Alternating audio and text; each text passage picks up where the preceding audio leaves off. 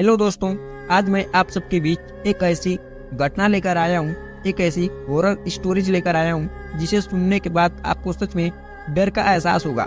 तो चलिए बिना देरी के शुरू करते हैं आज की यह डरावनी कहानी। रवि और स्नेहा की शादी को 5 साल हो चुके थे। दोनों एक दूसरे से बेहद प्यार करते थे। उनका जीवन खुशहाल और सजीव था, लेकिन कुछ महीनों से रवि ने महसूस किया कि स्नेहा में कुछ अजीब बदलाव आ रहे हैं। वो कम बोलने लगी थी, चेहरे पर अजीब सा डर और गहरी उदासी छाई रहती थी। रवि ने कई बार उससे पूछा, लेकिन स्नेहा कुछ नहीं बोलती थी, बस हल्के से मुस्कुरा देती थी। रवि एक छोटे से गांव में रहता था, जहां पर वो खेती बाड़ी किया करता था। उनका घर गांव के किनारे एक पुराने बगीचे के पास था। उस बगीचे के बारे में कई कहानियां सुनाई जाती थी। कहते थे कि वहां पर एक औरत की आत्मा भटकती है जो अपने पति की तलाश में है। एक रात जब रवि सो रहा था, उसने देखा कि स्नेहा बिस्तर से उठकर धीमी चाल से कमरे से बाहर जा रही है। उसकी चाल में कुछ अजीब सा था, जैसे वो जमीन से ऊपर तर रही हो। रवि की नींद खुल गई और उसने उसे पुकारा, स्नेहा कहाँ जा रही हो? स्नेहा ने कोई जवाब नहीं दिया। वो बस बाहर की ओर बढ़ती चली जा रही थी। रवि ने झट से उठकर उसके पीछे दौड़ना शुरू किया। देखा कि स्नेहा बगीचे की ओर जा रही है। उसका चेहरा सफेद और भयानक था, आंखें स्थित और खाली। रवि को कुछ समझ नहीं आया, पर वो डर गया था। उसने सोचा कि शायद स्नेहा नींद में चल रही है। वो उसके पास गया और उसका हाथ पकड़ा। स्नेहा वापस चलो। लेकिन स्नेहा ने उसकी ओर देखकर कहा, तुम मुझे छोड़ दो, मैं यहाँ नहीं रह सकती। रवि ने चौंकते हुए कहा, तुम क्या कर रही हो? तुम मेरी पत्नी हो, तुम्हें कहीं नहीं जाना है। तभी स्नेहा की आंखों में अचानक से लाल चमक आई और उसकी आवाज गहरी और ठंडी हो गई। मैं वो स्नेहा नहीं हूँ जिसे तुम जानते हो। मैं उसकी आत्मा हूँ जिसे यहाँ कैद कर दिया गया है। रवि के पैरों तले जमीन खिसक गई। उसकी पत्नी अब उसके सामने एक अजनबी बन चुकी थी, या शायद एक आत्मा। उसने खुद को संभालते हुए कहा, ये क्या कर रही हो तुम? स्नेहा ने रोते हुए कहा, मैं मर चुकी हूँ। रवि, मेरी आत्मा को इस जगह ने कैद कर लिया है। तुम्हें याद है क्या, जब मैं कुछ महीने पहले बगीचे में गई थी, उस दिन मैंने वहाँ एक औरत को देखा था। उसकी आंखें भरी हुई थी और उसके कपड़े सफेद थे। उसने मुझे बुलाया और जब मैं उसके पास गई, उसने मुझसे कहा कि मैं इसके साथ जा रही हूँ। मैं डर गई थी और तभी मुझे एक तेज दर्द हुआ। उस दिन के बाद मैं धीरे धीरे मरने लगी, लेकिन मेरी आत्मा अभी तक पूरी तरह से इस दुनिया से विदा नहीं हो पाई है। रवि को यकीन नहीं हो रहा था कि उसकी पत्नी अब एक आत्मा थी। उसने खुद को बहुत मुश्किल से संभालते हुए कहा, तुम्हें यहाँ से बाहर निकालना होगा, मैं तुम्हें ऐसे नहीं जाने दूंगा।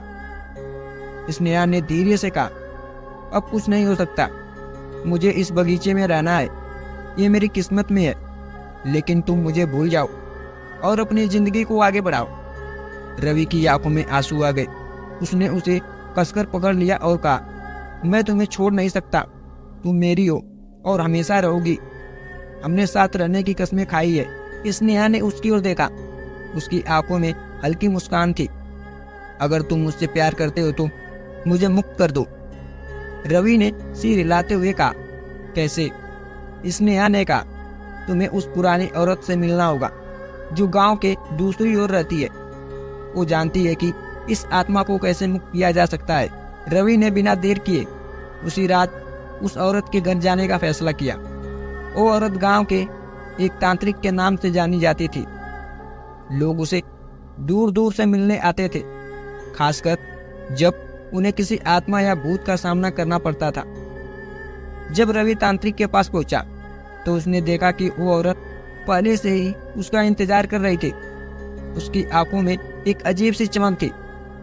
तुम्हारी पत्नी अब इस दुनिया में नहीं है, उसने बिना किसी भूमिका के कहा। रवि ने सिर झुकाते हुए कहा, मुझे उसे वापस चाहिए।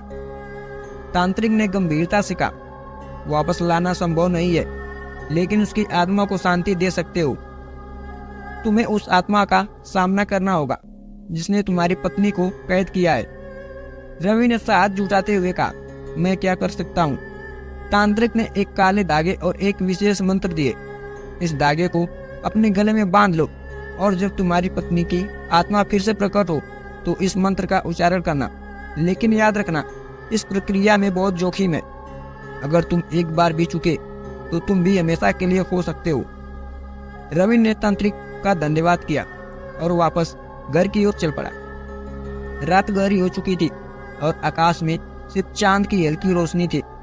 बगीचे में पहुंचकर उसने देखा कि स्नेहा वहां खड़ी थी, उसकी प्रतीक्षा कर रही थी।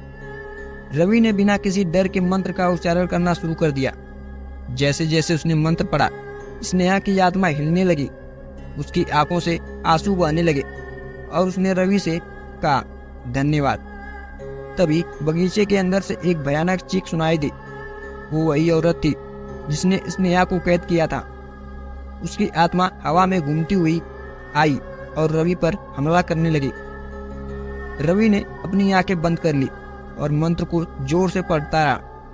अचानक वो औरत गायब हो गई और स्नेहा की आत्मा धीरे धीरे हल्की हो गई।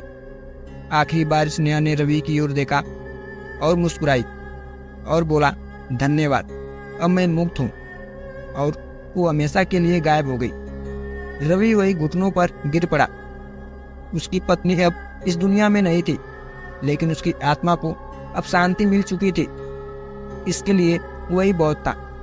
रवि ने अपने आप को संभाला और दूसरे दिन उस जगह को छोड़कर दूसरी जगह रहने के लिए चला गया।